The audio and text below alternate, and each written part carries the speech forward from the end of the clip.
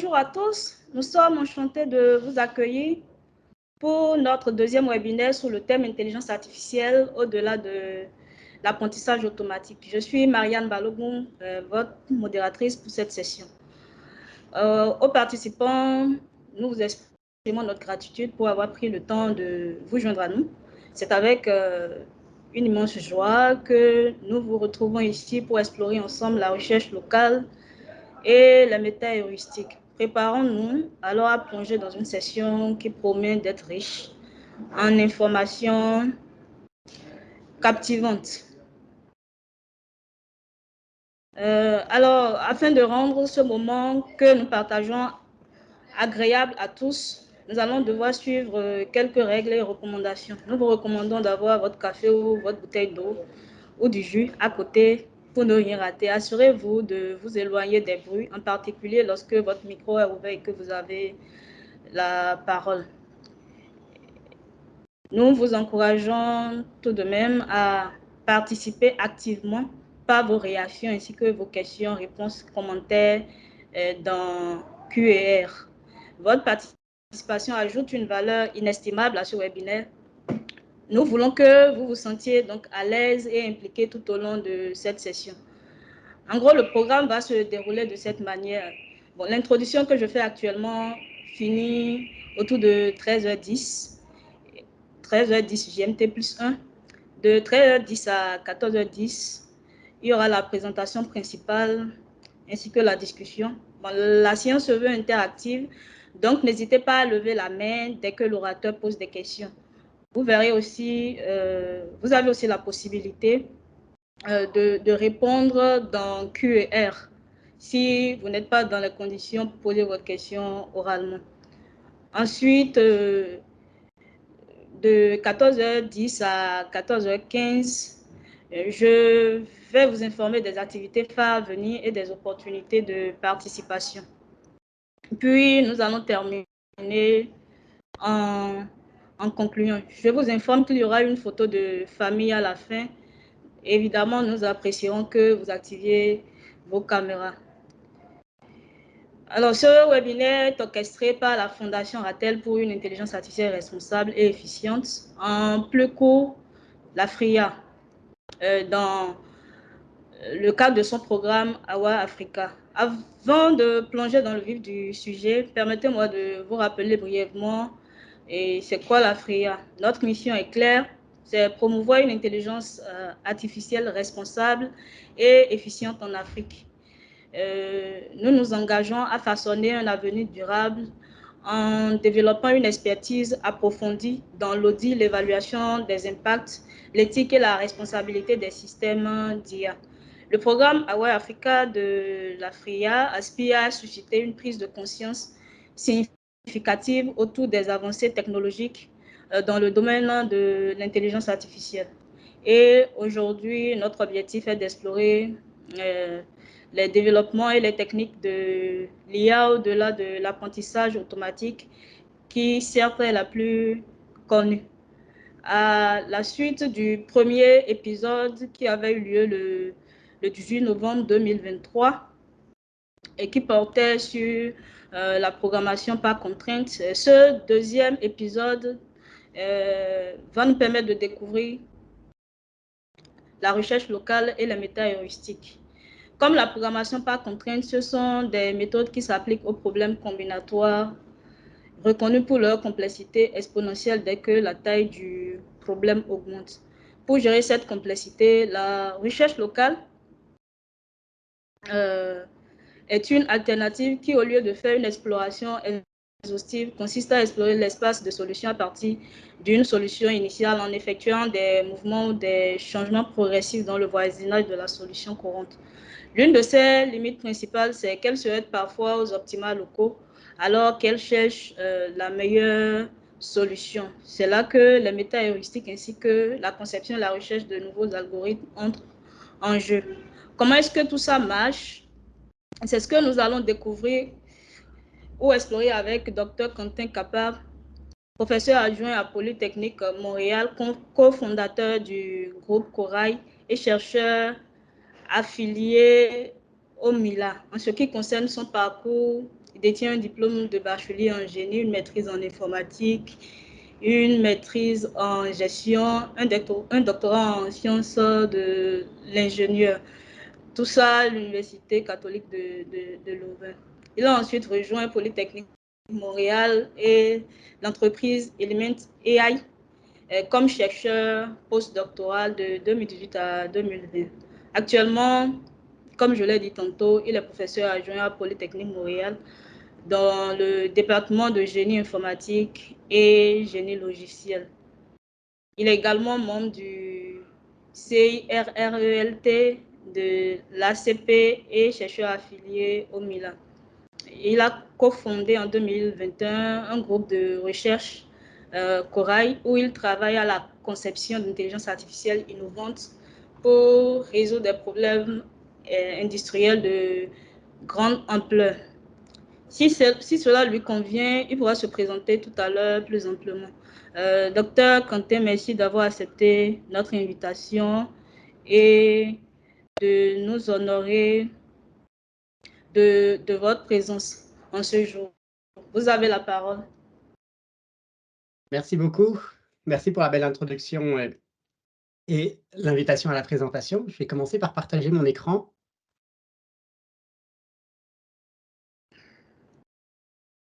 OK, donc là, si tout se passe bien, vous devriez voir mon écran, ma présentation en plein écran, et vous devriez voir également « Bonjour » écrit sur mon slide. Est-ce que c'est bien correct?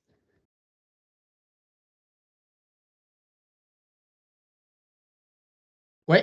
Oui, salut. Oui, super. Donc voilà, encore une fois, merci pour l'invitation et la belle introduction. Donc, comme il vous a été présenté, aujourd'hui, je vais parler de la recherche locale et des méta-heuristiques, qui sont deux facettes de l'intelligence artificielle au-delà de l'apprentissage automatique et qui font partie des outils que j'utilise personnellement dans mes recherches quotidiennes à Polytechnique Montréal et dans mon groupe de recherche Corail.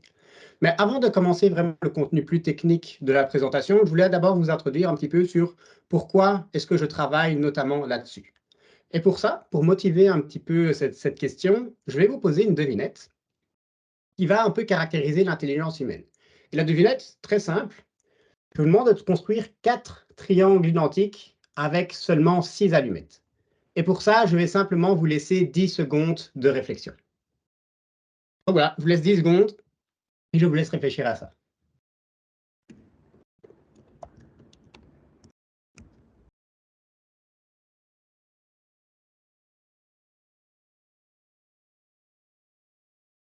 OK, il y en a peut-être qui ont trouvé l'astuce. En fait, c'est une devinette qui n'est pas facile parce qu'il faut avoir une petite astuce. Et l'astuce, c'est qu'il faut penser en 3 dimensions et construire une pyramide. Généralement, quand je pose cette devinette, il y a 3 réactions possibles. Soit on n'est pas capable de trouver la réponse dans les 10 secondes, ce qui est le cas le plus fréquent, et c'était mon cas quand j'ai découvert cette devinette. Soit on est capable de résoudre parce qu'on connaissait déjà la réponse avant, peut-être c'est le cas de certains d'entre vous, ou alors vous étiez capable de les résoudre en 10 secondes, et si c'est le cas, vraiment félicitations, c'est pas facile du tout. Bon, maintenant, ça, c'est pas le plus intéressant. Ce qui est intéressant maintenant, c'est que je vais vous poser une autre devinette qui est plus compliquée. Je vais vous demander de construire 6 carrés identiques, maintenant avec 12 allumettes, et maintenant également en seulement 5 secondes.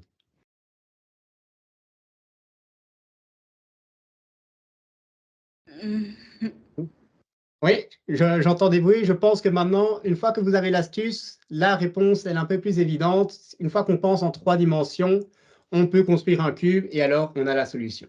Et ça, c'est vraiment quelque chose qui est formidable dans l'intelligence humaine, et c'est ça vraiment qui fait que nous, êtres humains, on est des êtres intelligents, c'est qu'on a été capable d'utiliser ce qu'on a appris pour faire des meilleurs raisonnements. L'intelligence humaine, ça ne fonctionne pas simplement en morceaux. On n'a pas simplement l'intelligence qui nous permet d'apprendre, l'intelligence qui nous permet de raisonner. Non, l'intelligence humaine, pourquoi est-ce qu'on est intelligent? C'est parce qu'on est capable de combiner ces différents modes de l'intelligence pour faire des meilleurs raisonnements, pour faire des meilleures décisions. On est capable de combiner tout ça dans notre cerveau. Donc ça, c'est l'intelligence humaine. Maintenant, quand on regarde l'intelligence artificielle, à l'heure actuelle, quand on regarde la littérature scientifique, on est déjà très bon, tout n'est pas parfait, mais on est déjà très bon pour faire des méthodes d'apprentissage. Donc, il y a pas mal d'algorithmes qui existent là-dessus. On a également des méthodes pour faire du raisonnement, des méthodes qui permettent d'intégrer de l'intuition dans une intelligence artificielle. Donc, tout ça, on est capable de le construire. Par contre, Construire une intelligence artificielle qui, à l'instar de l'intelligence humaine, est capable de combiner ces différents aspects, ben, ce lien n'est pas encore efficacement établi dans la littérature scientifique. Il y a certains travaux qui existent, mais on est encore loin d'une intelligence qui combinerait vraiment efficacement tous ces modes. Et personnellement, donc, mon plan de recherche, et c'est sur ça que je travaille avec mon équipe de recherche, c'est j'essaie de construire des intelligences artificielles qui exploitent ces connexions. Avec un objectif, plusieurs objectifs, mais un des objectifs, c'est de résoudre plus efficacement des problèmes combinatoires comme ceux que je vais présenter aujourd'hui. OK? Donc aussi, dans le cadre de ma présentation, donc n'hésitez vraiment pas à m'interrompre si vous avez des questions. Je préfère, comme il est indiqué, que ce soit interactif. Donc si vous avez des questions, n'hésitez vraiment pas à m'interrompre, il me ferait plaisir d'y répondre. Donc, le thème du séminaire, c'est qu'on va aller au-delà de l'apprentissage automatique. Effectivement, l'apprentissage automatique, ça fait partie de l'intelligence artificielle. Mais l'intelligence artificielle est quelque chose de beaucoup plus large que l'apprentissage automatique. À l'instar de l'intelligence humaine, on est capable d'apprendre, ok, c'est une partie de l'intelligence, mais on est capable également de raisonner. Les intelligences artificielles, il y en a aussi qui sont capables de raisonner. Donc, la raisonnement logique, c'est une autre partie de l'intelligence artificielle. Une autre partie, c'est ce que j'appelle la recherche avec intuition. Est-ce qu'on est capable de suivre, de mettre une sorte d'intuition dans une intelligence artificielle? La planification, j'ai une tâche à réaliser, quelle va être la meilleure séquence de décision pour réaliser ma tâche? Gestion de l'incertitude, donc dans certaines situations, il y a des choix qui sont incertains. Je fais une action, je ne suis pas sûr de ce qui va se passer, mais comment est-ce que je peux gérer cette incertitude de la meilleure façon possible? Et énormément de différentes facettes différentes. Pour vous donner aussi une vision un peu plus concrète là-dessus, il y a un ouvrage de référence très connu en intelligence artificielle, donc de Russell et Norvig, dont la dernière édition date de 2021. Donc c'est vraiment, si vous voulez en apprendre plus sur l'intelligence artificielle, je vous recommande vraiment ce bouquin. C'est personnellement avec celui-là que j'ai découvert l'intelligence artificielle et que j'utilise toujours quand je donne cours. Et donc, quand on regarde le contenu du livre, il y a 28 chapitres et seulement 4 chapitres dans les 28 sont consacrés à l'apprentissage automatique. Donc, ça veut dire qu'il y en a 24 autres qui sont consacrés à d'autres aspects de l'apprentissage de l'intelligence artificielle et que l'IA est beaucoup plus large que l'apprentissage automatique. Donc, ça, OK. Mais maintenant, la question qui va nous intéresser ici, c'est pourquoi est-ce qu'on a besoin d'autant de méthodes? Pourquoi est-ce que je ne vais pas tout faire avec de l'apprentissage automatique? C'est quelque chose qui pourrait être intéressant. Ce serait plus intéressant si je pouvais me limiter à une seule méthode. Ça me ferait beaucoup moins à apprendre et moins de technologie à découvrir. Pourquoi est-ce que je ne fais pas tout avec de l'apprentissage automatique? Ben, la réponse, finalement, elle est assez simple. C'est que l'apprentissage n'est pas l'outil le plus efficace pour toutes les situations. Il y a des situations où l'apprentissage automatique, c'est vraiment un très très bon outil, très efficace, mais pour certaines situations, comme celle qu'on va le voir aujourd'hui, ce n'est pas l'outil le plus efficace de résolution. Et donc aujourd'hui, je vais me consacrer non pas sur l'apprentissage automatique, mais sur un autre aspect qui est la recherche avec intuition. Et comme l'intelligence artificielle se décline en plusieurs modes, la recherche avec intuition se décline également en plusieurs modes. Donc regardons ces différents modes de la recherche avec intuition. Et en fait, il y en a déjà un que vous connaissez déjà. La programmation par contrainte, c'est quelque chose qui rentre dans cet aspect-là. Et ça, vous avez découvert lors du dernier webinaire avec Hélène.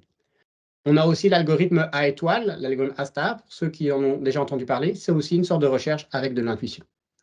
Aujourd'hui, je vais me consacrer sur deux méthodes spécifiques qui sont la recherche locale et les métaheuristiques. Et quand je dis une méthode spécifique, en fait, il y a plusieurs algorithmes qui existent là-dedans et on va en regarder deux aujourd'hui. Et donc, avec ça, j'introduis le sujet du jour, c'est la recherche locale et les métaheuristiques pour résoudre des problèmes combinatoires. Donc, avec ça, j'ai donné un autre mot un peu moins évident. Problème combinatoire, qu'est-ce que c'est? Un problème combinatoire, dans sa version la plus simple, j'aime bien le représenter avec cette image-là, c'est trouver une solution faisable parmi un ensemble de solutions. Imaginez, vous avez une grande boîte avec différentes solutions dedans. De ces solutions, il y en a deux types. Il y a des solutions qui sont non faisables, comme celle-ci, et des solutions faisables, comme celle-ci. Et donc, moi, mon problème ici, c'est je veux simplement trouver une solution faisable. Donc, trouver un petit rond parmi l'écran. Voilà, ça, c'est ma définition de problème combinatoire, ici de satisfaction. Je veux trouver une solution qui satisfasse mes contraintes. Les solutions faisables, souvent exprimées par le biais de contraintes. Je prends l'exemple dans le Sudoku. Une solution faisable, ce serait une grille de Sudoku complète où chaque colonne, chaque ligne et chaque carré respectent les différentes contraintes. Et si vous avez un problème combinatoire de satisfaction avec aucune solution qui existe, alors idéalement, votre objectif, c'est de prouver qu'il n'en existe aucune. Dire, OK, ton problème, il n'a pas de solution. Et je vais être capable de le prouver. Et finalement, un problème combinatoire de satisfaction, ça peut être résumé par la petite phrase comme ci, trouver une aiguille dans une botte de foin. Parce que, OK, ici, on a une petite boîte, mais imaginez que, en fait, vous avez des millions et des millions et même des milliards de solutions qui existent, et peut-être qu'il y en a une ou deux qui sont faisables. Et c'est ça qui rend ça plus difficile. De manière plus concrète, donc ici, je vais vous présenter un problème sur lequel j'ai travaillé personnellement, qui est en collaboration avec Hydro-Québec. Donc, c'est une compagnie qui s'occupe de la production et de la distribution d'énergie au Québec, au Canada. Et donc là, l'idée, c'était de réaliser un horaire de maintenance. Donc, on voulait planifier la maintenance d'appareils dans un réseau de distribution d'énergie. Donc, imaginez, on a des lignes de transmission qui doivent être mises en maintenance. Maintenant, quand je mets quelque chose en maintenance, je n'ai pas envie que les clients se retrouvent impactés et qu'ils aient des pannes. Donc, je ne peux pas faire mes maintenances n'importe comment. Je ne peux pas dire, OK, si je retire cet élément-là du réseau, cet élément-là, alors, je ne peux pas forcément le retirer parce que là, je sais que j'aurai des pannes. Et donc, j'ai plusieurs contraintes que je dois tenir en compte. Déjà, je veux finir toutes les maintenances dans l'année. Donc, si j'ai plusieurs maintenances qui doivent être faites cette année-là, je veux toutes les finir dans l'année. Je ne veux pas déborder sur l'année suivante. Je ne veux pas d'interruption de service dans le réseau. Et également, parfois, je ne veux pas empêcher que deux appareils soient, je veux pas que deux appareils soient mis en maintenance en même temps. Et donc ça, c'est un des profils de solutions qu'on voulait obtenir. Donc en bleu, c'était une courbe qui nous disait, OK, quelle est la, grosso modo, je simplifie, mais quelle est la quantité d'énergie que j'avais besoin tout au long de mon horizon. Donc là, c'est un horizon temporel. Et en rouge, c'est finalement mon planning de maintenance, quelle est l'énergie qu'il avait toujours. Donc je voulais que ma ligne rouge soit toujours au-dessus de ma ligne bleue. Ça, c'est un problème combinatoire de satisfaction. Je veux trouver une maintenance faisable parmi mes contraintes. Autre problème, c'est un problème de configuration autorisée. Imaginez, vous voulez acheter un nouvel ordinateur pour faire tourner un logiciel qui est assez gourmand en ressources, par exemple en jeux vidéo, qui sont généralement assez gourmands. Mais là, vous avez également certaines contraintes en tant qu'utilisateur. Par exemple, vous avez votre budget maximal. Donc, vous avez un certain budget en euros, dollars, n'importe quelle monnaie que vous voulez préserver. Vous avez, pour faire tourner votre logiciel, une certaine mémoire vive à avoir. Donc, dans ce cas-là, il faudra avoir 16 Go de RAM, un certain processeur avec une certaine fréquence, un certain disque dur, etc., etc. Et donc, tout ça, ce sont des contraintes que vous devez respecter. Et une solution, ce serait votre ordinateur qui va respecter toutes ces contraintes-là. Et ça, c'est un cas pratique qui est utilisé par des fabricants, notamment Dell, pour fournir des produits compatibles avec les besoins d'un client. Donc ça, c'est pour la satisfaction. Maintenant, on peut aller plus loin, on peut rendre ça un peu plus compliqué en introduisant les problèmes combinatoires maintenant d'optimisation. En plus d'avoir des solutions faisables et infaisables, chaque solution faisable, maintenant, elles sont caractérisées par un coût. Donc, elles ont un coût, et moi, maintenant, ce que je veux, c'est trouver la meilleure solution parmi un ensemble de solutions. Je ne me suffit pas de trouver cette solution-là. Maintenant, moi, ce que je veux, c'est trouver parmi les faisables la meilleure parmi elles, celle qui va minimiser mon coût, par exemple, ou alors maximiser un profit. Solution faisable, ça n'a pas changé par rapport à avant, c'est exprimé par le biais de contraintes. Et la qualité d'une solution, ça, c'est nouveau, on va l'exprimer par le biais d'une fonction objective, donc ça va caractériser quel est le coût de votre solution, à quel point votre solution est bonne. Et toujours, si vous êtes dans une situation sans aucune solution, l'objectif que vous avez, c'est de prouver qu'il n'existe aucune solution. Et donc, avant, c'était trouver une aiguille dans une botte de foin. Maintenant, on a des lingots d'or dans ma botte de foin. Et maintenant, mon objectif, c'est de trouver le plus gros lingot d'or dans ma botte de foin. Et là, encore une fois, il y a énormément de problèmes pratiques et intéressants en industrie qui existent. Là, je vous en donne un qui est assez connu, donc c'est le problème du sac à dos, avec un petit contexte. C'est ce que j'appelle le problème investissement financier. Vous voulez choisir un ensemble d'investissements qui va maximiser un revenu espéré étant donné un budget limité. Donc, vous avez le choix entre faire plusieurs investissements. Par exemple, si vous prenez l'investissement A, vous savez qu'aujourd'hui, ça va vous coûter 200 $, mais qu'en dans 10 ans, avec des analyses que vous avez faites, peut-être avec des prédictions avec de l'apprentissage automatique, vous voyez que ça va vous rapporter 1000 $ dans 10 ans.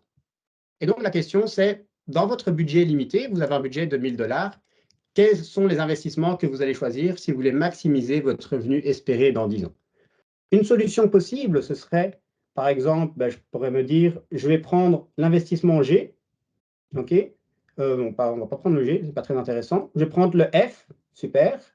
Il me coûte 800, OK, et il me rapporte déjà 13 000. J'ai payé 800, mais il me reste encore 200 que je peux utiliser. Et donc, je prends l'investissement A aussi, qui me coûte 200. Donc maintenant, 200 plus 800, je suis à mon budget de 1000, je ne veux plus rien prendre.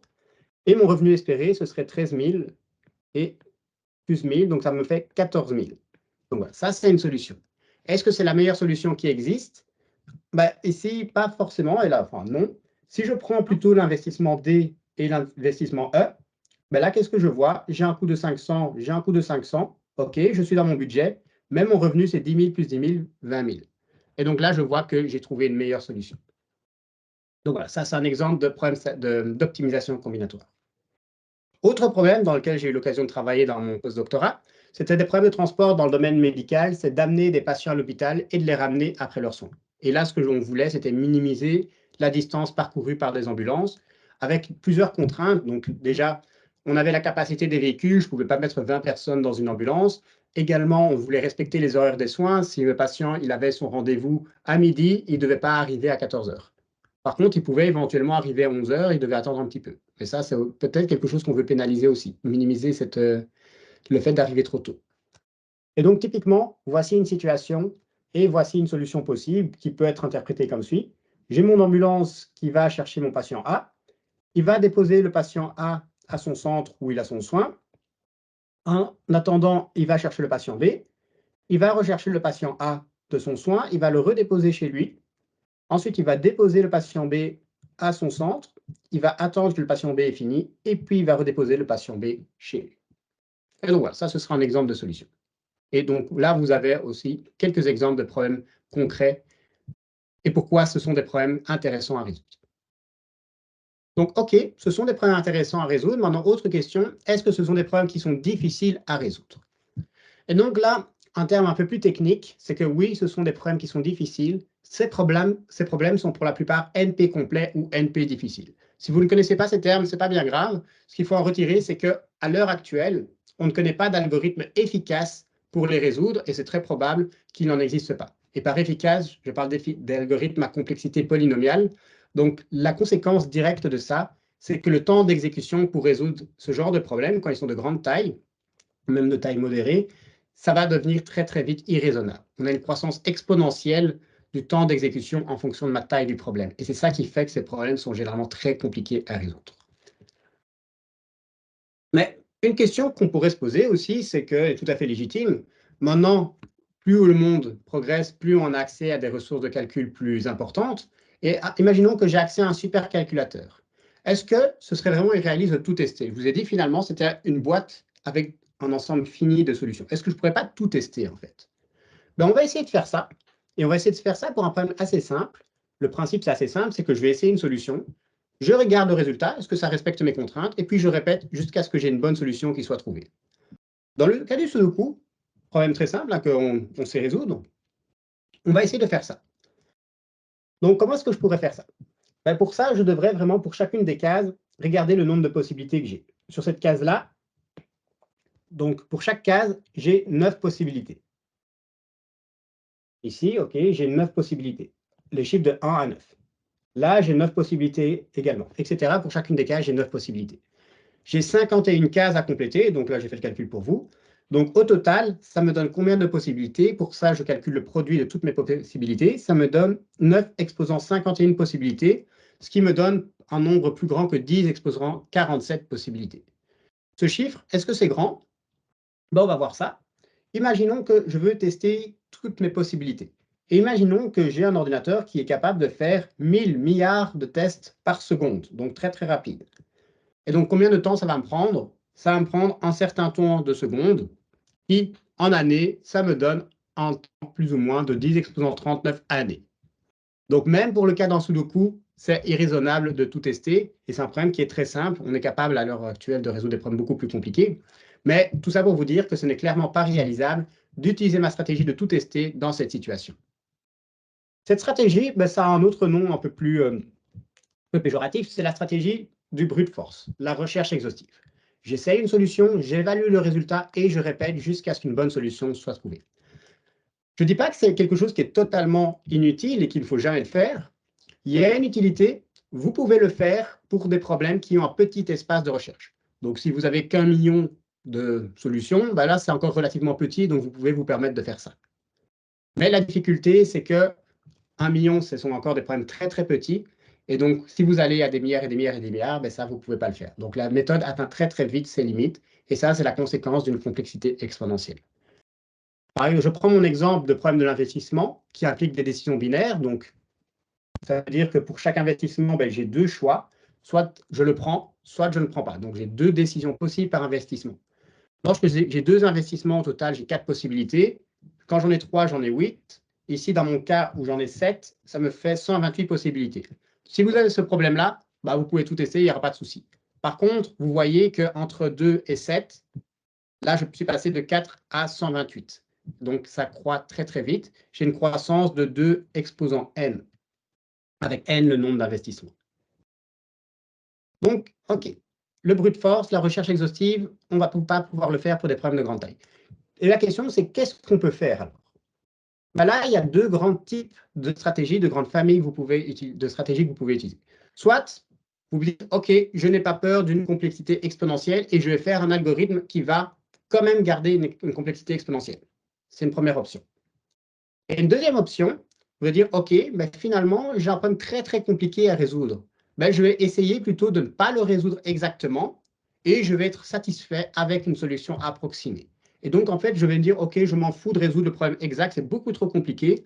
Je vais plutôt essayer de trouver une solution approximée et ça va me permettre d'utiliser des méthodes qui sont plus efficaces. Donc, première option, ne pas avoir peur d'un algorithme à complexité exponentielle dans le pire des cas, mais quand même meilleur que la recherche exhaustive brute force. Deuxième option, se contenter d'un algorithme approximatif. Et par approximatif, j'entends non exhaustif, je ne vais pas tout explorer et je m'arrête si une solution est trouvée. Donc, regardons brièvement ces 2 options. Donc, première option, c'est ce que j'appelle des méthodes de résolution exhaustive intelligente.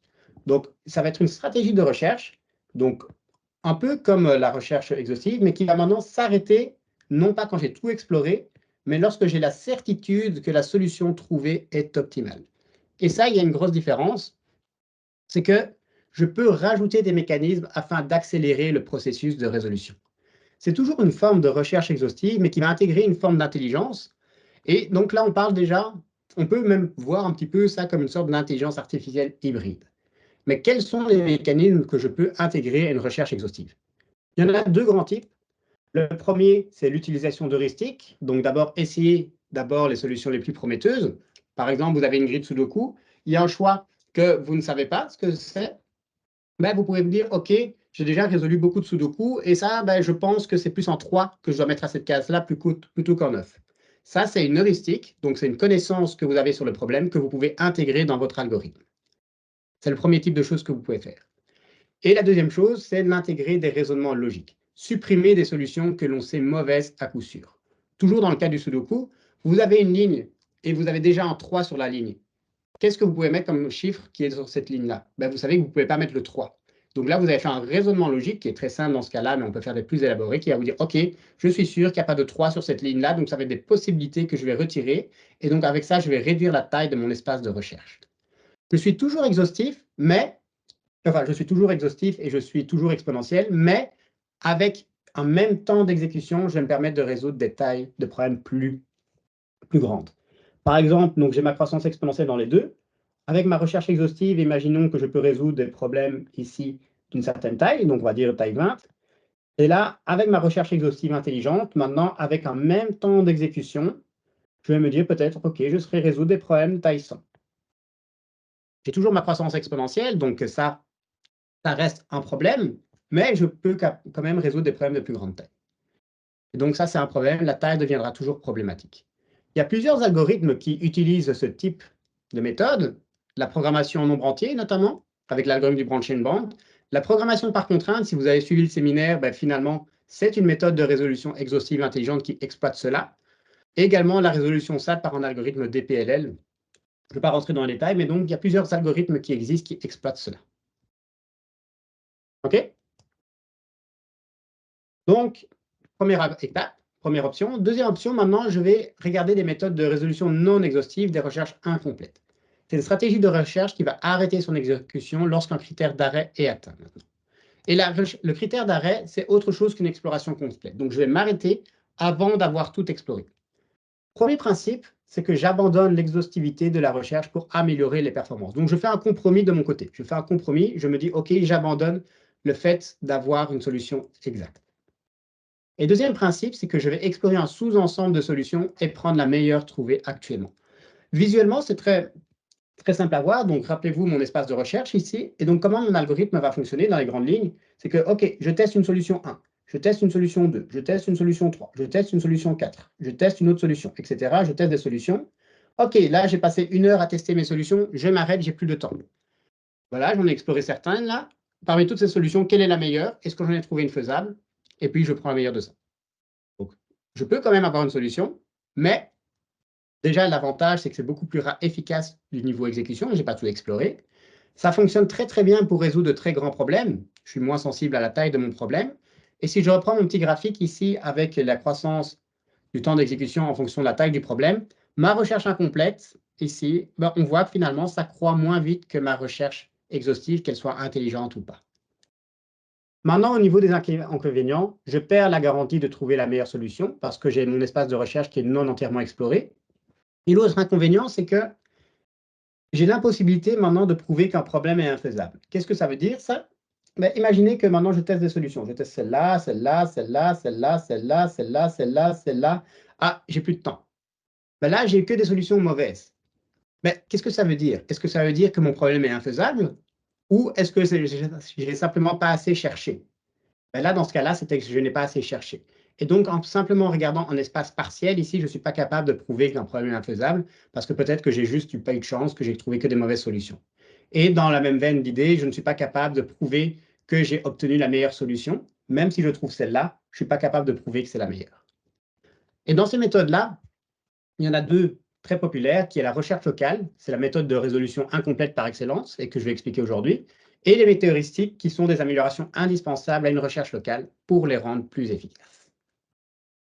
OK? Donc voilà, ça c'était l'introduction sur les problèmes combinatoires. Maintenant, on va regarder niveau algorithmique, recherche locale, comment est-ce que ça fonctionne. Est-ce qu'il y a des questions à ce stade?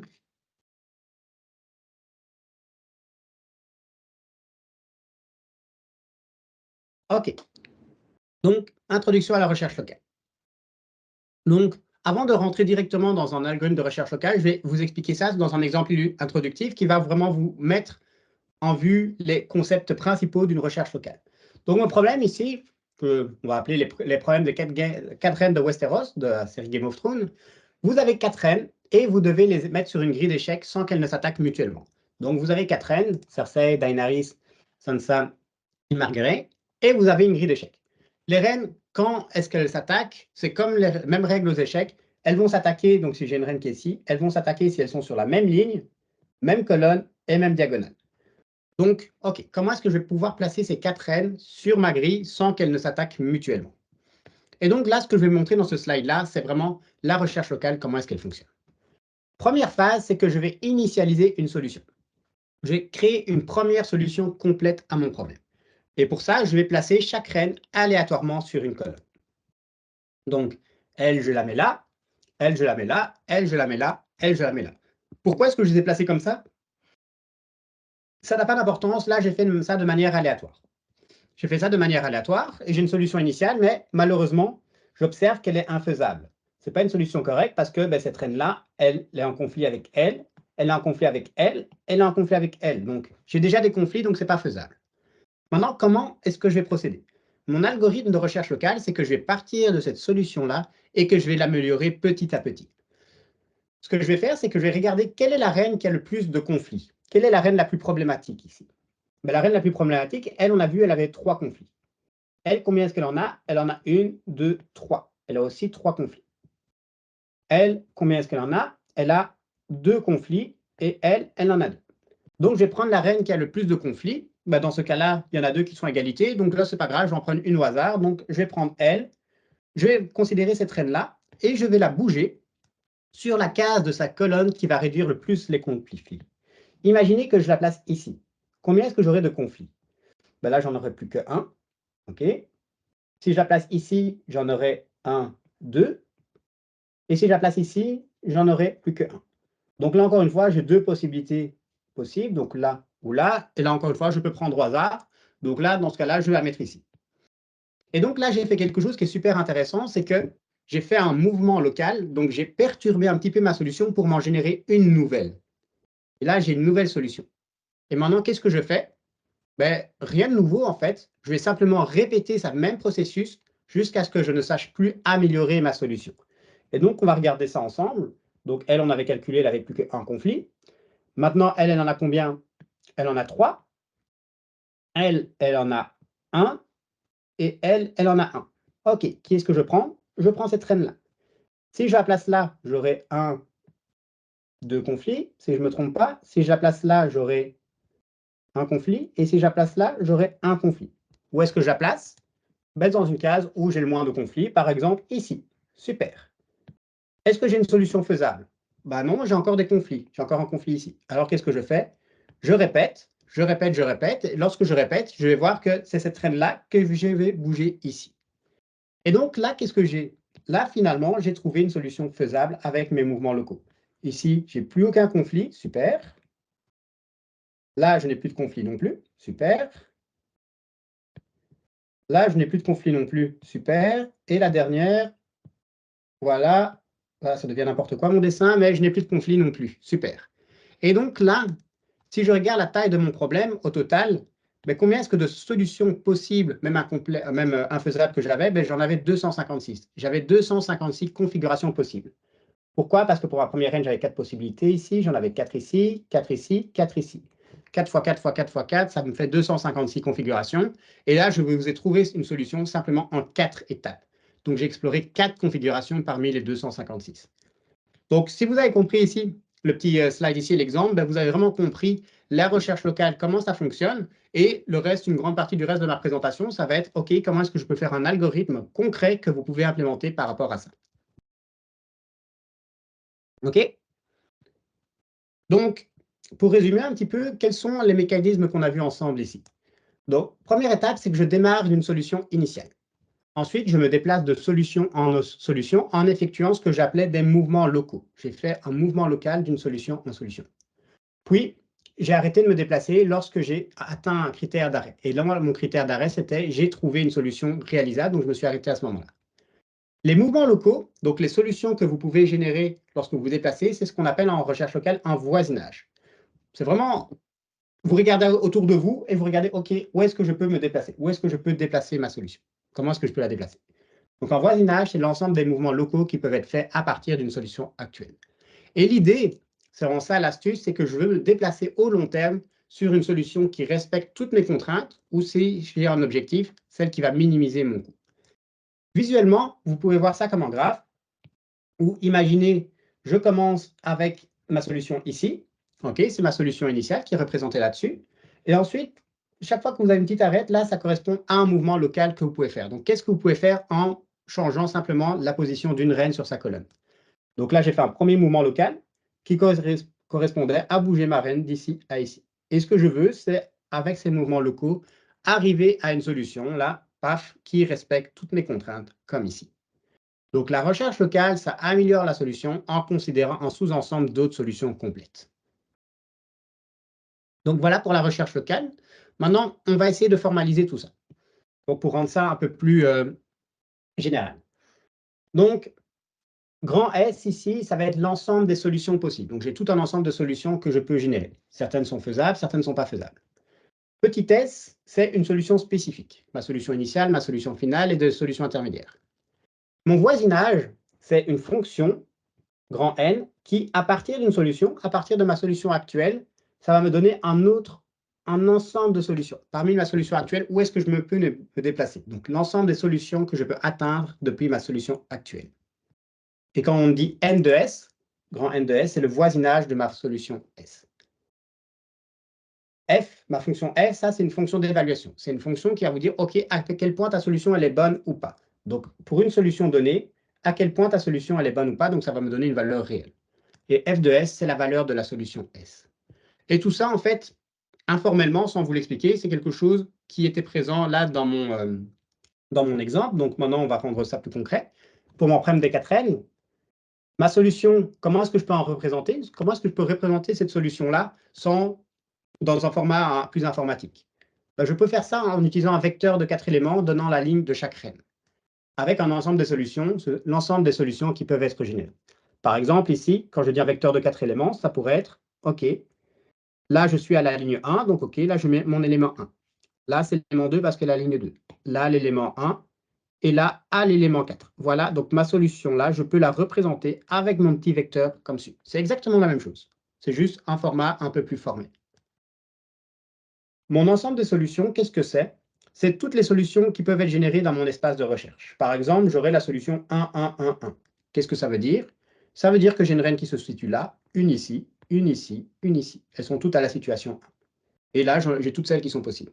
Et donc, là, étant donné que j'avais 4 x 4 x 4 x 4 possibilités, mon espace de solution, là, j'ai 256 solutions qui existent. Ma solution initiale, c'est la solution où je démarre la recherche. Ben, c'est celle que je voulais indiquer là. 1, 2, 1, 4. 1, 2, 1, 4. Mon voisinage ici, c'était bouger une seule reine sur sa colonne. Et donc là, c'est intéressant. Je vois que pour ma solution actuelle 1, 2, 1, 4, qu'est-ce que c'est? Finalement, ça va simplement bouger un chiffre de mon vecteur. Un seul chiffre va bouger. Par exemple, si je prends au hasard celle-là, 4, 2, 1, 4, ça veut dire quoi? Ça veut dire que je vais bouger cette reine-là ici, parce que j'ai 4, 2, 1, 4. Et ma fonction d'évaluation, c'était le nombre de conflits de ma solution. Je voulais avoir le moins de conflits, enfin, je voulais avoir 0 conflit. Donc, ma solution, à quel point je dis qu'une solution est bonne, c'est que je comptais le nombre de conflits de ma solution. Et dans cette solution initiale, donc on avait fait le calcul, là, il y avait 10 conflits. Et donc, tout ça pour vous dire qu'il n'y a vraiment rien de nouveau par rapport à avant. Mon exemple, c'est la même chose, mais simplement écrit avec des maths. Pourquoi est-ce que c'est intéressant à décrire ça avec des maths? C'est que ça va nous permettre de formaliser ça dans un algorithme de manière plus simple. Et en parlant d'algorithme, on va faire une première ébauche d'algorithme. Ici, mon premier algorithme que j'appelle encore algorithme préliminaire parce qu'il n'est pas terrible. On va le compléter par la suite. Donc, qu'est-ce qu'on a fait? C'est que j'ai généré une solution initiale S.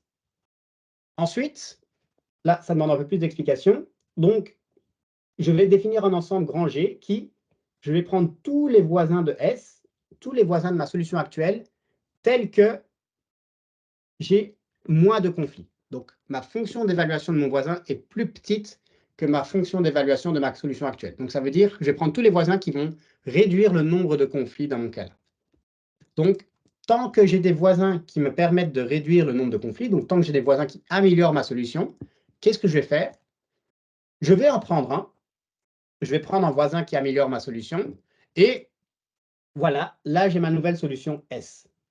Et finalement, qu'est-ce que je fais? Je vais simplement répéter le même processus. Donc, à partir de ma nouvelle solution S, je vais regarder son nouvel ensemble de voisins. Quel est son nouvel ensemble de voisins? Ben, là, dans ce voisin-là, je vais prendre un qui va améliorer la solution. Et donc, vous voyez qu'avec ça, j'améliore, j'améliore, j'améliore, j'améliore. Et je fais ça quand?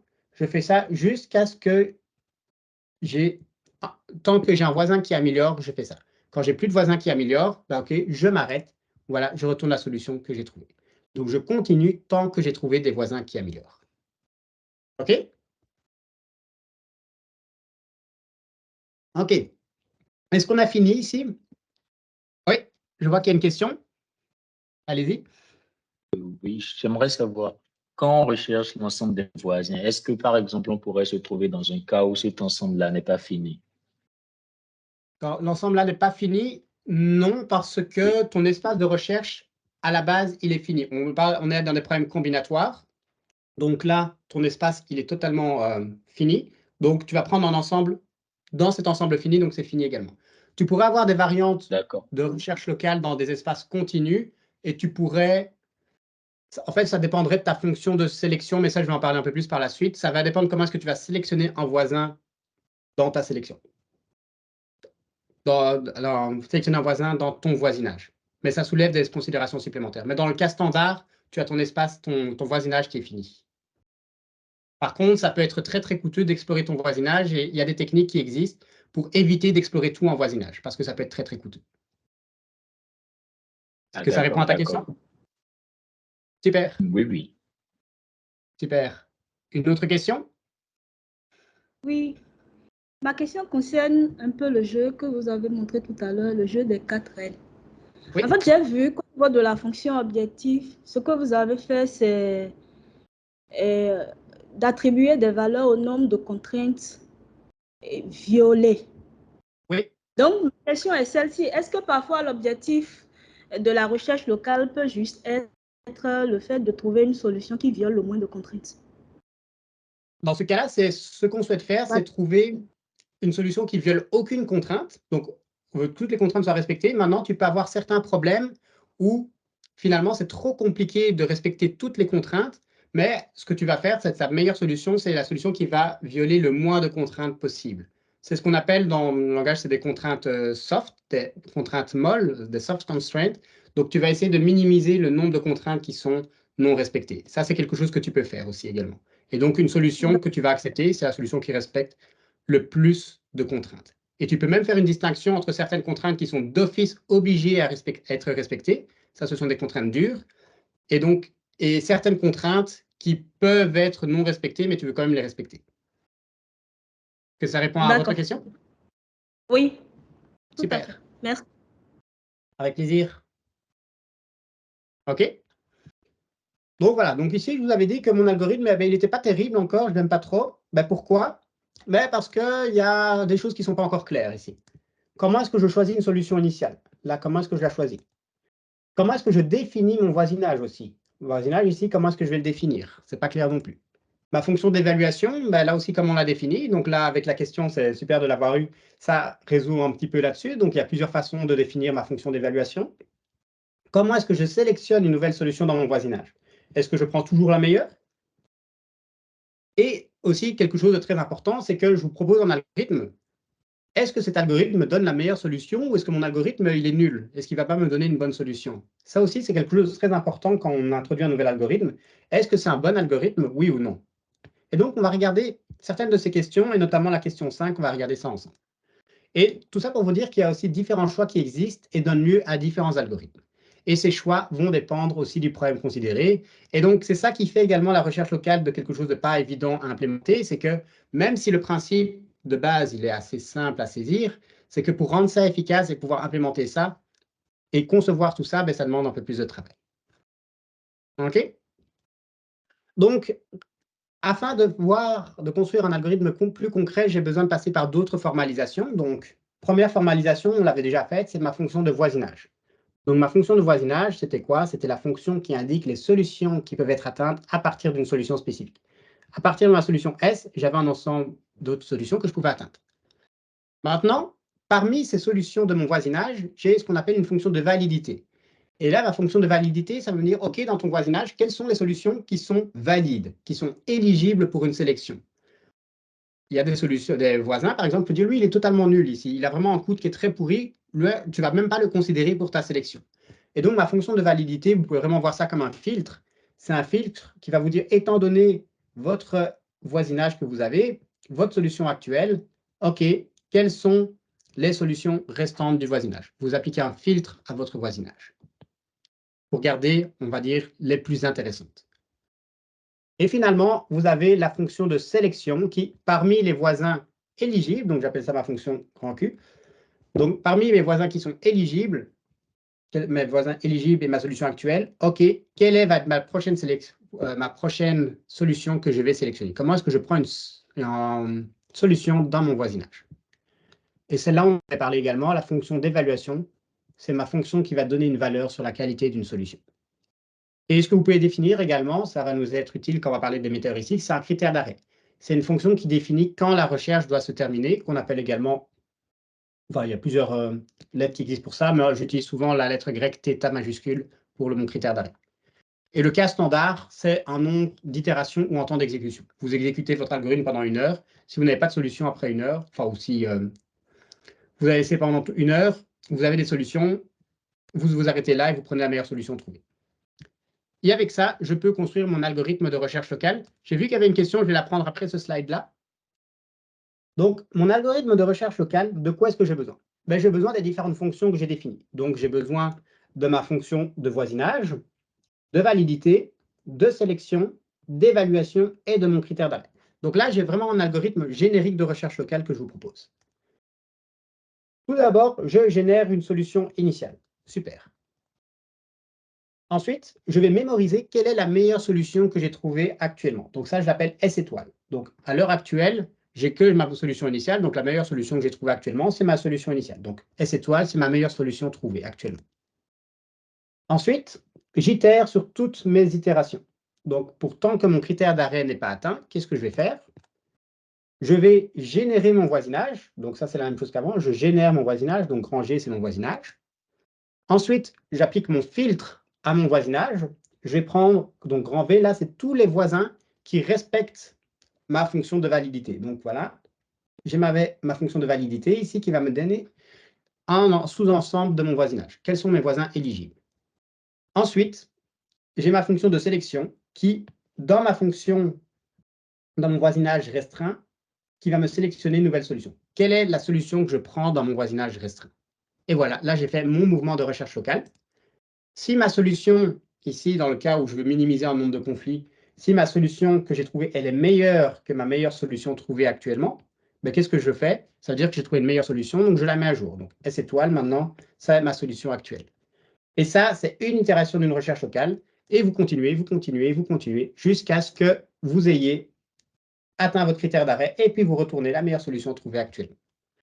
Et donc, avec ça, vous avez un algorithme concret de recherche locale, enfin, concret dans le sens où il y a tout qui est défini, mais pour le rendre applicable, vous devez concevoir ces fonctions pour effectuer la recherche. Donc, vous voyez ici que finalement, pour exécuter cet algorithme, vous devez définir votre fonction de voisinage, des fonctions de validité, de sélection, d'évaluation et votre critère d'arrêt.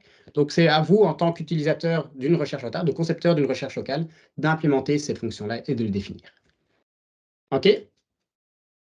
J'ai vu qu'il y avait une question. Est-ce qu'elle est toujours d'actualité? Non? Oui, oui. OK. Oui. Ah. Oui, ma question, c'est par rapport, comment dit-on, à la performance de l'algorithme. J'ai remarqué avec l'exemple de la reine. J'ai remarqué avec l'exemple de la reine.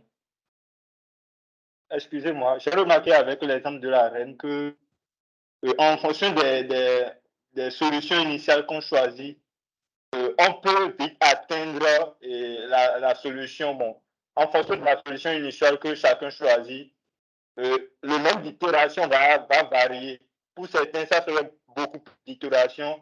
Pour d'autres, ça serait moins d'itérations. Est-ce qu'il y a une manière de choisir des solutions initiales pour vite atteindre, comment dit-on, la meilleure solution sans beaucoup trop d'itérations? Merci. Tu as tout à fait raison. Donc, je vais réexpliquer pour tout le monde. Donc, le point ici, c'est qu'il y a la qualité du nombre d'itérations. Donc, le nombre d'itérations pour trouver une solution faisable, ça va dépendre de la solution initiale que j'ai définie. Et c'est tout à fait vrai. Ici, la question, c'est comment est-ce que je vais trouver de manière intelligente une bonne solution initiale. Donc, il y a deux écoles très simples pour trouver une solution initiale. C'est soit on prend, on va dire, une heuristique gloutonne. Donc, vous avez un algorithme qui va vous générer une solution initiale, qui n'est pas trop mauvaise. C'est la première chose que vous pouvez faire. Deuxième chose, c'est que vous pouvez la prendre de manière aléatoire. Vous la prenez de manière aléatoire, et donc là, vous êtes beaucoup plus sujet à l'aléatoire, mais vous pouvez redémarrer la recherche plusieurs fois. Cet algorithme-là, vous pouvez le redémarrer plusieurs fois avec plusieurs solutions initiales, et finalement, vous prenez la meilleure situation. Mais tu as tout à fait raison de dire que ça dépend de la solution initiale qui a été trouvée. Et puis, je vais parler de méta-heuristiques. Il y a différentes méta-heuristiques qui, justement, exploitent ce fait-là. Ils vont exploiter le fait qu'on va générer d'abord une solution initiale de manière aléatoire, mais au fur et à mesure de la recherche, je vais redémarrer ma recherche sur des meilleures solutions initiales, afin justement de pouvoir trouver des meilleures solutions par la suite. Donc oui, c'est vraiment un point très, très valide, et les méta-heuristiques, ça permet justement de répondre à cette question-là. Merci. OK? Donc, voilà pour ma recherche locale de manière assez générique. Maintenant, on va regarder un algorithme concret de recherche locale, qui est l'algorithme du hill climbing. Et donc, l'intérêt de notre formalisme, donc, l'idée ici, ce n'est pas pour introduire des maths pour rien, c'est que ça va faciliter la construction d'algorithmes. Et là, l'autre avantage, c'est que j'ai défini maintenant sans ambiguïté le fonctionnement dans la recherche. Et ça va me permettre de faire différentes constructions basées sur ce même noyau. Et une de ces constructions, c'est l'algorithme du hill climbing. Donc, le hill climbing, qu'est-ce que c'est? C'est une recherche locale qui va simplement consister à prendre le meilleur voisin à chaque itération. À chaque itération, Vous regardez votre voisinage et vous prenez le meilleur voisin parmi eux. Pourquoi est-ce que ça s'appelle l'algorithme du hill climbing? Donc, l'algorithme de monter une montagne, c'est parce que imaginez que vous voulez monter une montagne, vous êtes ici et que vous voulez arriver au sommet de la montagne. Qu'est-ce que vous allez faire? Là, étant donné où vous êtes, vous n'avez pas une vue de meilleur chemin à prendre, donc vous allez simplement regarder autour de vous quel est le chemin qui monte le plus. Et vous allez simplement choisir à chaque fois le chemin qui monte le plus. Hop, hop, hop, hop. Et donc, avec ça, vous arrivez au sommet de la montagne ou à un autre sommet, ça on va parler par la suite. Pour ceux qui font un peu d'apprentissage automatique et peut-être d'apprentissage profond, vous pouvez voir ça également comme le hill climbing, une sorte de descente de gradient, sauf que vous montez et c'est dans le cas discret. Donc, dans le cas où vous n'êtes pas continu, vous avez un espace discret de solution. Et donc, ma recherche locale avec du hill climbing, finalement, c'est la même chose qu'avant. La seule chose qui change, c'est que maintenant, pour mes voisins valides, quels sont mes voisins valides? Ce sont simplement ceux qui vont améliorer ma solution. Je prends que les voisins qui améliorent. Et ma sélection, je vais simplement prendre la meilleure solution parmi mes voisins valides. Je prends le voisin qui améliore au plus ma solution. Et en cas d'égalité, ça peut arriver, vous choisissez un voisin aléatoirement parmi les meilleurs. Et les fonctions de voisinage et d'évaluation vont dépendre du problème. Donc ça, c'est encore une fois, en tant que concepteur, en fonction de votre problème, vous allez implémenter des voisinages différents. Dans le cas des rennes, ma fonction de voisinage, je bougeais une reine sur sa colonne, et ma fonction d'évaluation, je comptais le nombre de contraintes non satisfaites. Et en tant que concepteur d'une recherche locale, vous devez définir ces deux fonctions. Donc voilà pour l'algorithme du hill climbing, qui est mon premier algorithme de recherche locale. Maintenant, on va s'arrêter sur quelque chose, c'est est-ce que mon algorithme il est efficace? Est-ce qu'il est efficace? Est-ce qu'il va me donner la meilleure solution? Et donc, la réponse est non, il y a des difficultés. Quelles sont les difficultés de la recherche locale? Et donc, la difficulté principale, c'est ce qu'on appelle le problème des minima locaux. Donc, le principe, je choisis le meilleur voisin à chaque itération. En cas d'égalité, j'en choisis un parmi les meilleurs. Les limitations, c'est que la recherche locale va s'arrêter une fois que la solution actuelle est meilleure que tous ses voisins. Et ça, c'est super important. Je m'arrête une fois que je suis meilleur que tous mes voisins, pas parmi toutes mes solutions.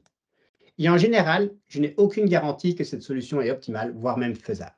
Si je reprends mon exemple ici, je monte ma montagne ici, mais je pars d'une autre solution initiale. Mais finalement, peut-être que le chemin qui monte le plus, c'est ce qui va m'amener ici. Et voilà, là, je suis là, je regarde dans mon voisinage, il n'y a rien qui m'améliore là. Ben là, OK, je suis meilleur que tous mes voisins, je ne peux plus me déplacer, mais ça ne veut pas dire que je suis le meilleur globalement. J'ai manqué des meilleures solutions. Et ça, ce que j'ai ici en rouge, c'est ce qu'on appelle un minimum local, ou si vous maximisez un maximum local. C'est une solution qui est meilleure que tous les voisins, mais qui n'est pas forcément la meilleure globalement. Mathématiquement, c'est de dire que, OK, parmi toutes les solutions de votre voisinage, de votre solution actuelle, votre coût, il est inférieur à celui de tous les voisins. Vous êtes meilleur que tous les voisins, donc vous n'allez plus vous déplacer avec mon hill climbing. Le minimum global, quant à lui, c'est un minimum, ici, ou un maximum, ici, qui est le meilleur parmi toutes les solutions. C'est la meilleure solution de votre problème. Et donc, c'est celui-là qu'on essaie de trouver. Bon. De manière plus visuelle, voici ce qui se passe. Je commence à une solution initiale. OK, je fais mon itération de hill climbing. Je continue, je continue. Ah, là, je suis un minimum local parce que dans mon voisinage, je ne sais plus me déplacer. Par contre, et là, je rejoins le commentaire qu'il y a eu, si j'avais commencé de manière initiale ici, ben là, j'aurais pu directement tomber ici. Donc, la solution initiale a un gros impact sur l'efficacité de la méthode. Et donc, maintenant, ce qu'on va voir avec les météoristiques, et donc une météoristique, c'est comment est-ce que je peux m'échapper d'un minimum local. Et donc, grosso modo, il y a 3 grands types de stratégies qui existent. Vous pouvez essayer de changer votre voisinage, par exemple, l'agrandir. Vous êtes ici, au lieu de considérer un voisinage qui va regarder ça, si vous regardez un voisinage qui va considérer tout ça maintenant, ben là, maintenant, vous avez l'opportunité de faire un saut qui est là. Maintenant, agrandir de votre voisinage, OK, ça peut être bien, mais généralement, ce n'est pas suffisant. Et également, explorer un voisinage plus grand, ça va vous demander plus de ressources de calcul. Deuxième stratégie, comme il a été proposé, c'est commencer à un autre point de départ, faire des redémarrages. Au lieu de commencer ici, je vais commencer ici, ou ici, ou ici. Je ne sais pas exactement où, mais je vais essayer plusieurs fois. Et l'autre stratégie, c'est je vais accepter de dégrader ma solution actuelle. Qu'est-ce que ça veut dire? C'est que je commence ici, mais maintenant, je ne vais pas m'autoriser simplement de prendre des voisins qui améliorent. Je vais m'autoriser de prendre des voisins qui permettent de dégrader ma solution. OK, donc si j'accepte des voisins qui dégradent ma solution, je vais autoriser de me déplacer là, puis là, puis là, puis là. Et puis, ah, super, là, je suis sorti de ma colline, je peux avoir mon minimum global. Et donc, quand on parle de méta-heuristiques, c'est vraiment des réalisations concrètes de ces stratégies-là. OK? Donc, méta-heuristique, il y a plusieurs définitions qui sont compatibles, qui existent, mais celle qui va nous intéresser ici, c'est, vous pouvez voir ça comme une stratégie générique qui va vous permettre de vous échapper des minima locaux. Donc, une stratégie pour vous échapper des minima locaux. Quand je dis générique, c'est que ce mécanisme, il doit être utilisable pour un grand nombre de problèmes. Je n'ai pas envie de faire une météoristique qui va être définie que pour le problème de mes rennes, là, mais je veux une météoristique qui peut être définie pour utilisée pour plusieurs types de problèmes. Et donc, l'ambition, l'objectif, c'est de pouvoir amener la recherche à un minimum global. Et donc, si vous regardez dans la littérature scientifique, peut-être que vous en avez déjà entendu parler, il existe un très grand nombre de météoristiques, toutes ayant un fonctionnement différent. La bonne nouvelle, c'est qu'elles peuvent être regroupées en familles sur base de leur fonctionnement. Et donc, premier piège au niveau terminologie, c'est qu'il ne faut pas confondre une météoristique avec une heuristique. Quand on parlait de heuristique de recherche locale, donc ce qu'on faisait avec une recherche locale, c'est qu'on voulait amener rapidement la recherche vers le meilleur minimum. C'était l'objectif de ma recherche locale, arriver vers un meilleur minimum efficacement. La conception, c'était mon espace de recherche, ma fonction de voisinage, de sélection, d'évaluation, comme on l'avait vu, faire mon algorithme de hill climbing, par exemple. Les méta-heuristiques, ça va me permettre plutôt de nous échapper des minima locaux. OK? Donc, quels sont les météoristiques qui existent? Eh bien là, on rentre dans ce que j'appelle la jungle des météoristiques. Si vous regardez la littérature scientifique, vous allez voir qu'il y a énormément de météoristiques qui existent avec des noms assez bizarres.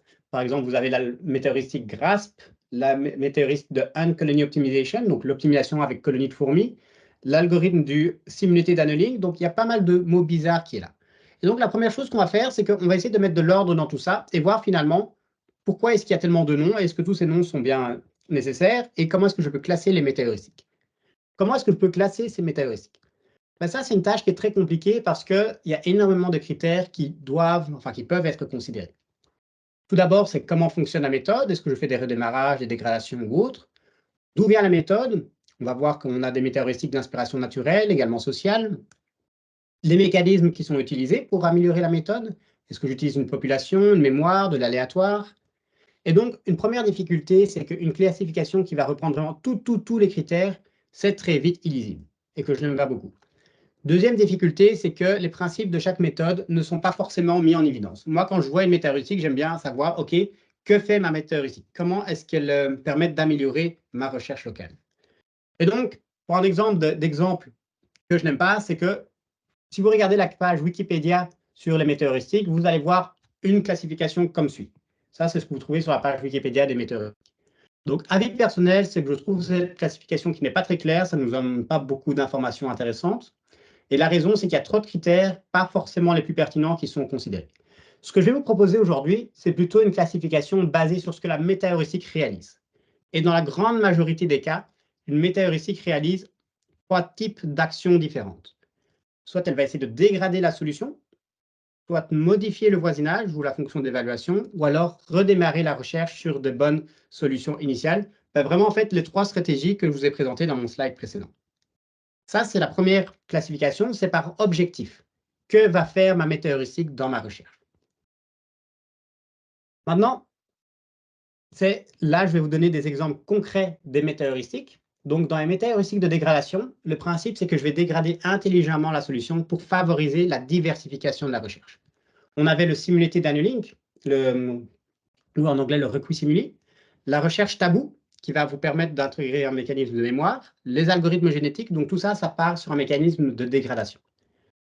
Vous avez également des mécanismes, des météoristiques de construction, qui là, l'idée, c'est d'obtenir des bonnes solutions initiales, donc c'est lié à la question qu'on a eue, qui ont le bon potentiel d'amener à la solution optimale. On a par exemple la recherche en faisceau, le beam search, la météoristique GRASP, la recherche locale itérée qui va faire de redémarrage intelligent, ou encore l'optimisation par colonie de fourmis qui est dans cette base. Et le dernier, les météoristiques de voisinage, changer les voisinages lors de la recherche pour diversifier la recherche. On a des voisinages variables, donc l'idée c'est que on ne va pas simplement avoir une seule fonction de voisinage, mais plusieurs, que je vais permuter lors de la recherche, ou encore la recherche à voisinage large, donc je vais considérer des très grands voisinages, et je vais essayer d'explorer efficacement dans mon voisinage. Et on peut également combiner les deux, donc ça c'est l'adaptive large neighbor search, où je combine des voisinages variables et grands. Et maintenant, l'autre point, c'est quels sont les mécanismes principaux des météoristiques? Là, on a vu les objectifs des météoristiques. Maintenant, les météoristiques, quels sont les mécanismes qu'elles vont souvent exploiter pour réaliser cela? La réponse courte, c'est que finalement, tout ce que votre imagination permet, tout ce que vous trouvez qui est intéressant pour améliorer, vous pouvez l'intégrer dans une météoristique. Ça, c'est la réponse courte. Maintenant, réponse un peu plus longue, c'est qu'il y a certaines météoristiques et mécanismes qui sont plus populaires que d'autres, notamment l'utilisation de l'aléatoire. Ça, c'est quelque chose qui est très, très, très, très fort utilisé dans la météoristique. Quasi toutes les météoristiques intègrent de l'aléatoire. Donc, le principe, c'est que j'intègre de l'aléatoire pour atteindre des zones non couvertes par l'heuristique. Donc, la recherche stochastique, c'est que la recherche comporte de l'aléatoire dans sa conception. Et quand on dit recherche déterministe, on a toujours le même résultat pour différentes exécutions, donc pas d'aléatoire. Vous pouvez également utiliser une mémoire dans votre algorithme. L'idée, c'est assez bien, c'est d'intégrer un mécanisme d'apprentissage pour orienter les futurs mouvements. Vous allez regarder votre historique des solutions passées et vous avez un mécanisme de mémoire que vous allez utiliser pour orienter les futurs mouvements. La recherche tabou, notamment, ça utilise un mécanisme d'apprentissage. Et maintenant, il y a des travaux qui utilisent aussi des réseaux de neurones pour un peu modéliser ce mécanisme d'apprentissage. Donc, avec mémoire, vous avez cette mémoire, donc utilisation d'informations passées pour orienter la recherche. Et sans mémoire, là, vous n'utilisez aucune itération passée, vous n'avez aucune mémoire dans votre algorithme. Autre mécanisme, c'est l'utilisation d'une population. Donc, l'idée, c'est que je vais faire évoluer plusieurs solutions en parallèle à chaque itération. Je ne vais pas faire une solution qui va évoluer toute seule dans son coin. Je vais faire plusieurs solutions que je construis de manière parallèle et qui vont collaborer entre elles. Les algorithmes génétiques, notamment, ça fonctionne comme ci. J'ai plusieurs solutions qui évoluent et puis je vais les combiner parfois entre elles. Je vais prendre les meilleures solutions qui existent et je vais les combiner entre elles éventuellement pour essayer de faire des meilleures solutions. Donc, quand on dit de trajectoire, donc c'est sans population, donc là, j'ai une seule construction de solution, un peu comme je vous l'ai montré jusqu'à présent. Et avec population, je fais plusieurs recherches pour construire des solutions. Donc là, ça vous donne un peu un aperçu des métaheuristiques qu'il y a et les différents mécanismes qui sont utilisés. OK. Et maintenant, dans les 10 minutes qui nous restent, je vais vous présenter quand même une météoristique qui est la météoristique du simulated annealing, du requis simulé. Donc, le plan d'action, c'est que je vais dégrader intelligemment la solution pour m'échapper d'un minimum local. Et donc, pour ça, comme je vous l'ai indiqué, je fais de la dégradation. Donc, j'étais là, OK, je dégrade, je dégrade, je dégrade, je dégrade. Et une fois que je suis là, ah, super, peut-être que je peux arriver ici. Donc, le simulated annealing, c'est vraiment une concrétisation de cette stratégie. Et l'inspiration naturelle, ici, donc pourquoi est-ce que ça s'appelle comme ci? C'est l'inspiration, c'est qu'on essaie de forger une forme avec du métal. Et le métal chaud, il est malléable, il peut être modelé. Donc, du point de vue météoristique, c'est que je peux dégrader fort ma solution. Une fois que mon métal est chaud, ma solution est chaude, je peux la modifier fort, je peux la dégrader fort. Et une fois que le métal est froid, que ma solution elle est bonne, on est très loin dans la recherche, c'est qu'elle devient plus définitive. Je vais autoriser moins de dégradation. Et donc, l'idée, c'est que je vais permettre de dégrader la solution au début, et puis je vais graduellement la stabiliser afin de converger vers une solution. Ça, c'est vraiment l'idée générale. Donc, fonctionnement général de cette météoristique, c'est permettre la sélection de voisins moins bons que la solution actuelle. Et donc, ça, c'est vraiment quelque chose de fondamentalement différent par rapport à mon hill climbing. Avant, je sélectionnais que des voisins améliorants. Je prenais le meilleur parmi les améliorants. Maintenant, dans ma sélection, je m'autorise à prendre des voisins moins bons. Je vais prendre des voisins qui dégradent. Donc, comment est-ce que ma sélection va fonctionner? Dans votre voisinage, vous prenez aléatoirement un voisin. Vous en prenez un de manière aléatoirement, je ne sais pas lequel. Un de manière aléatoire. Et il y a plusieurs cas. Premier cas, c'est que si je vois que c'est un voisin qui améliore, alors je vais l'accepter. Je vais prendre chaque fois un voisin qui améliore ma solution.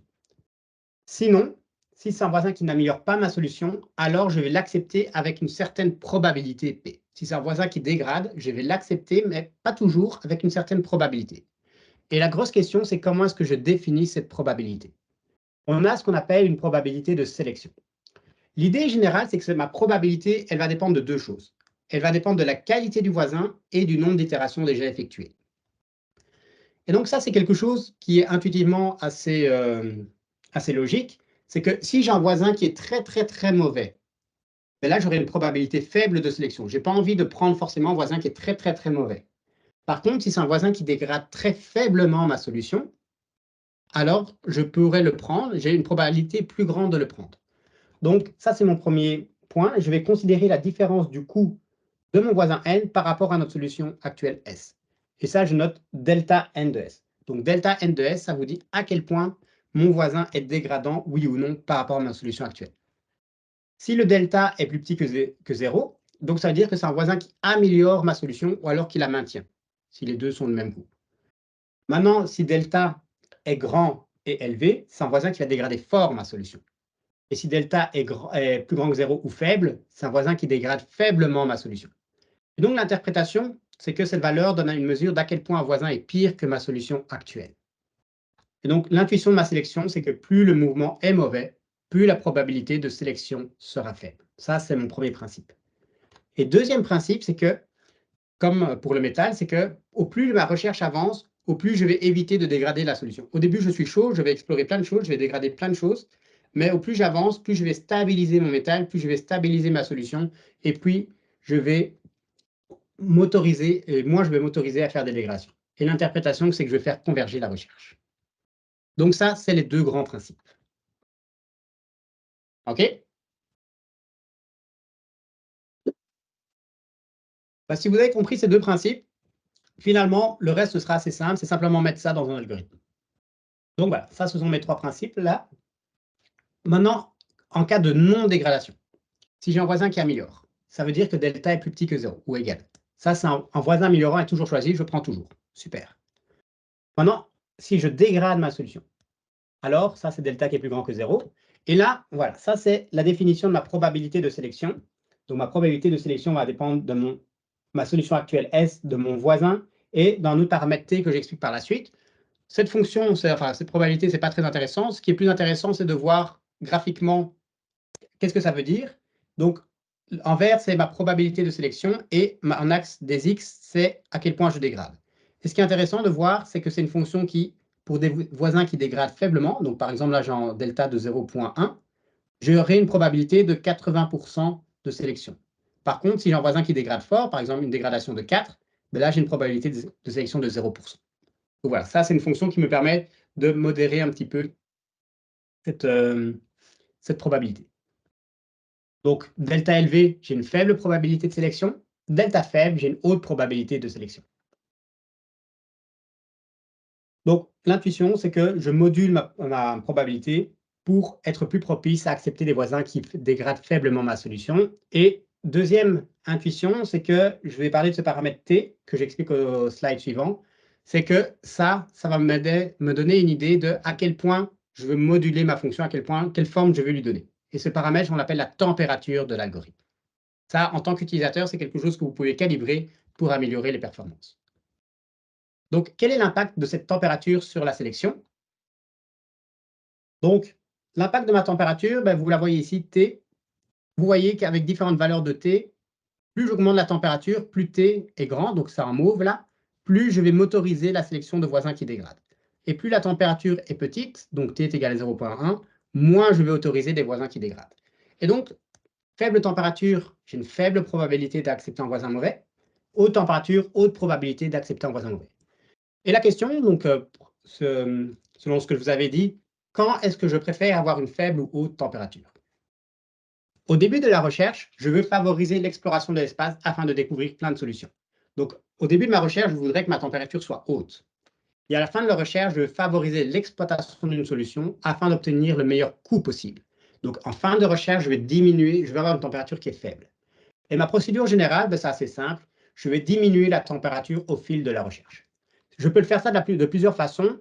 Ce n'est pas le plus important, mais donc il y a plusieurs schémas qui existent, notamment une décroissance géométrique. Réduire la température selon une suite géométrique. Donc je commence à une température initiale, T0, qui est très élevée pour autoriser pas mal de dégradation. Puis ma température au temps T plus 1, c'est quoi? C'est simplement multiplié par une valeur alpha qui est généralement comprise entre 0,8 et 0,99.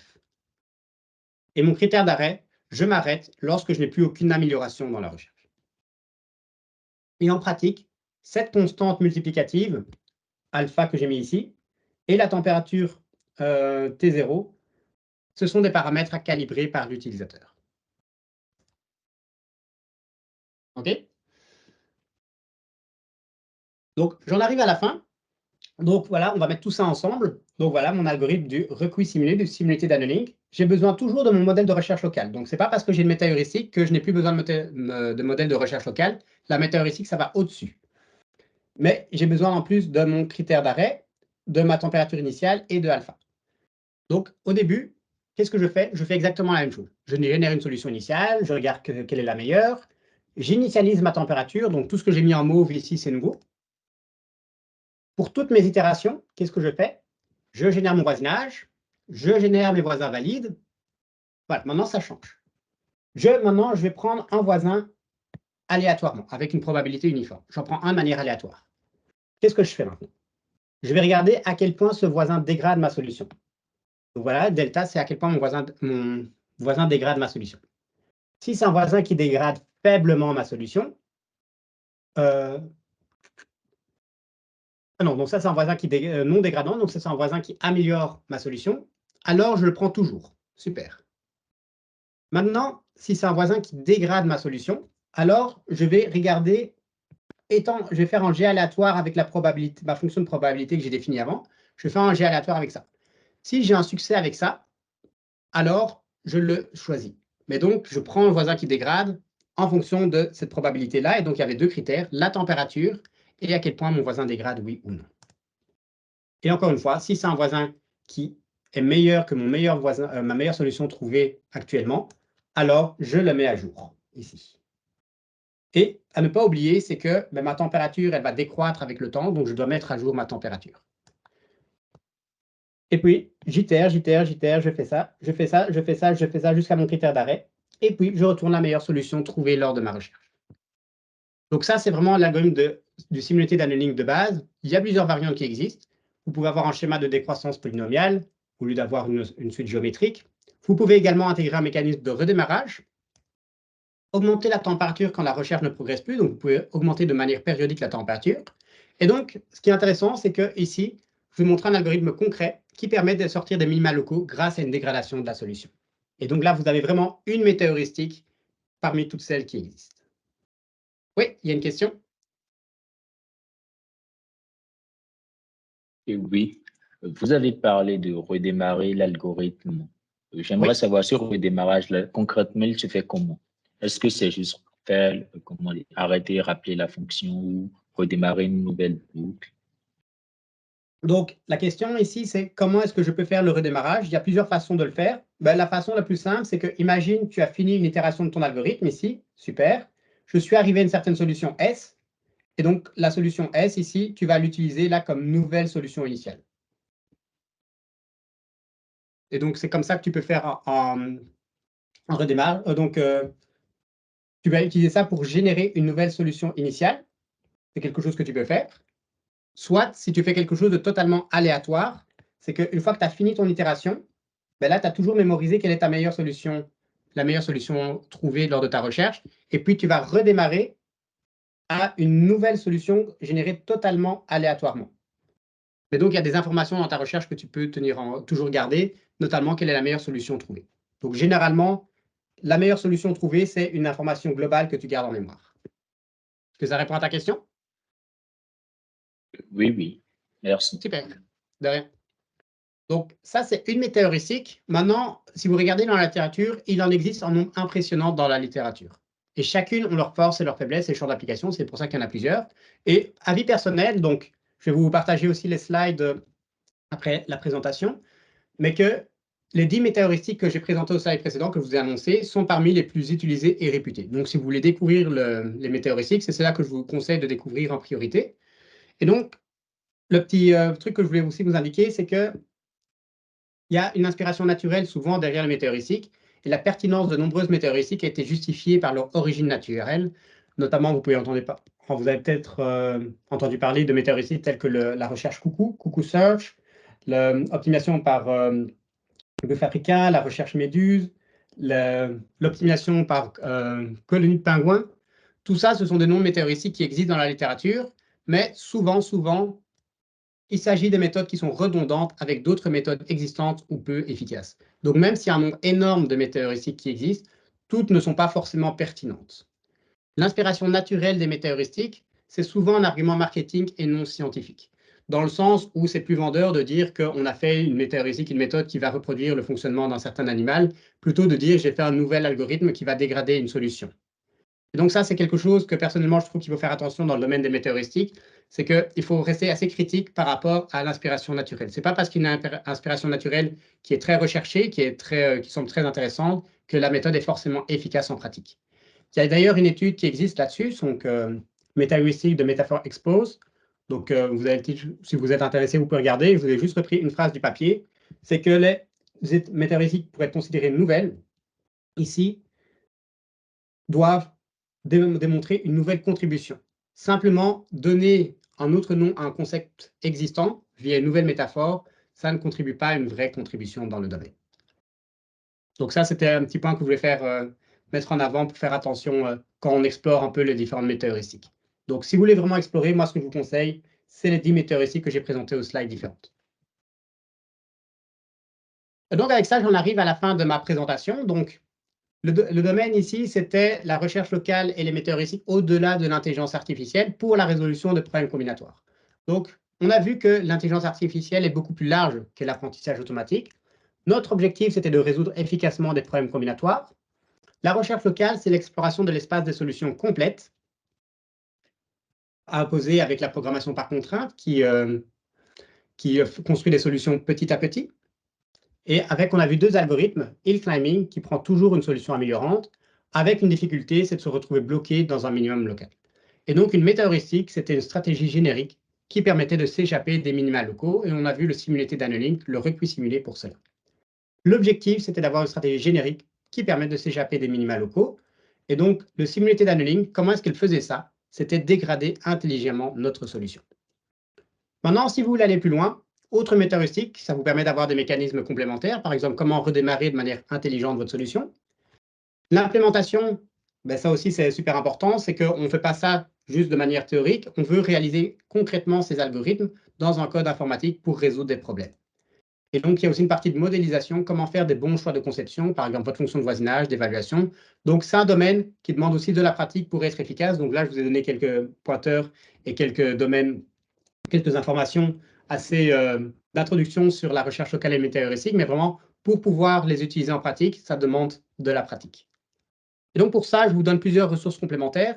Donc, il y en a une que, personnellement, je trouve c'est une des meilleures ressources en ligne pour apprendre la recherche locale. C'est un cours en ligne sur l'optimisation combinatoire. Vous allez voir plusieurs méthodes de résolution, dont la recherche locale dedans. Et l'aspect pratique, c'est que ça vous donne l'occasion d'implémenter votre algorithme. Vous avez une partie théorique, mais également une très, très grande partie pratique. Au niveau recherche scientifique, il y a plusieurs conférences où il y a la recherche locale et des météoristiques qui sont introduites. Donc là, il y a par exemple la conférence CPAER dans laquelle je participe généralement chaque année, qui est donnée en Suède cette année. C'est une conférence dédiée à l'intelligence artificielle, la recherche opérationnelle et la programmation par contrainte. Donc cette année, c'est en Suède, en fin mai. Et donc, certaines contributions sont liées à la recherche locale. Il y a d'autres conférences pertinentes, par exemple CP, 3AI, Ishkai ou Lion. Donc, plusieurs conférences qui nous permettent de voir qu'est-ce qui se fait dans la météoristique et la recherche locale. Et ensuite, dans mon groupe de recherche, on n'utilise pas toujours, mais pour certains projets, de la recherche locale et des météoristiques pour résoudre des problèmes industriels. Donc, si vous êtes intéressé pour voir un petit peu ce qu'on fait, là, je vous ai mis le lien et vous avez un petit exemple des projets sur lesquels on travaille. Merci, Dr. Donc voilà, Quentin. avec plaisir. Merci pour votre temps. Et si vous avez des questions, là, je suis encore disponible. D'accord, merci. Comme Dr. Quentin a pu bien résumer la séance, on va juste essayer de conclure rapidement parce que là, on doit finir dans 6 minutes et on ne sera plus en mesure de prendre d'autres questions. Comme il nous laisse ces slides, on pourra trouver ses contacts et pouvoir le contacter plus tard si nous avons d'autres préoccupations. Oui, il n'y a vraiment aucun souci. Vous pouvez me contacter sur LinkedIn ou autre, ou par email. D'accord, merci. Avec plaisir. Merci à vous pour l'invitation. D'accord. Comme prochaine activité au sein de la FRIA, il y aura un 3e épisode, toujours pour explorer d'autres techniques en dehors du machine learning. Et je vous rassure que comme on l'avait dit au premier webinaire, nous réfléchissons toujours à la valorisation des mémoires en IA. Mais quant à la valorisation des étudiants talentueux en IA, que nous nommons Quarterly AI Students, les candidatures seront ouvertes en février. et cela sera suivi du programme de mentorat en mai. Donc, vous aurez au moment opportun plus de détails. Donc, pour ça, je vous invite à vraiment vous connecter à nos différents canaux afin que vous ne ratiez rien du tout. Et donc, cette séance a été enrichissante. Nous avons beaucoup appris sur la recherche locale, sur les méta-heuristiques. Nous voyons un peu c'est quoi le lien entre la programmation par contrainte et le sujet d'aujourd'hui. Et comment est-ce que... voilà, moi j'ai retenu une leçon de la vie en général, c'est que lorsque vous perdez, ce n'est pas forcément que finalement ça amène vers l'échec, parce que avec la dégradation au niveau des méta-heuristiques, on voit que la recherche locale permet de s'échapper en fait des optimats locaux. Donc ça, c'est aussi une leçon que nous pouvons appliquer terre à terre dans notre vie de tous les jours. Donc ça a été une séance vraiment enrichissante pour moi, et donc je remercie le docteur Quentin pour sa disponibilité. J'aurais voulu que voilà, ce genre d'occasion se multiplie. Je suis sûre qu'au sein de la FRIA, nous allons faire de notre mieux pour que ça se multiplie. Et donc, en ce qui concerne les participants, je vous remercie vraiment d'avoir patienté jusqu'à la fin.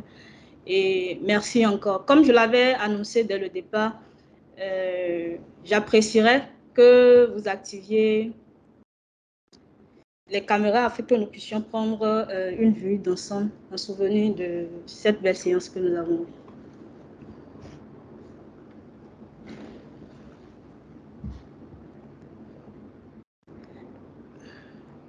Alors, Merveille, tu peux nous aider à faire une capture?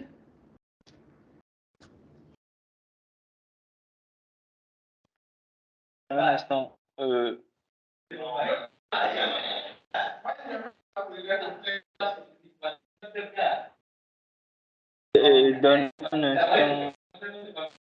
Si on peut activer la caméra de tout le monde, je pense que d'autres n'ont pas à ça.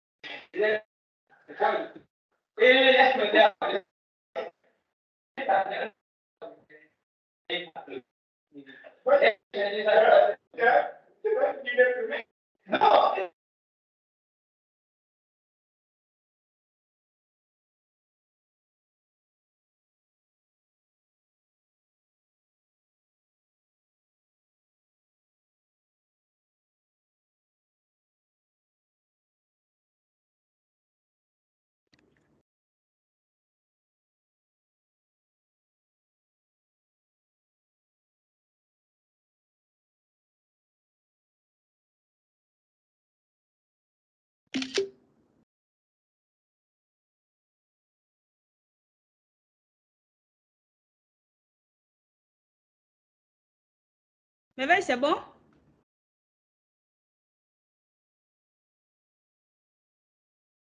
Ok.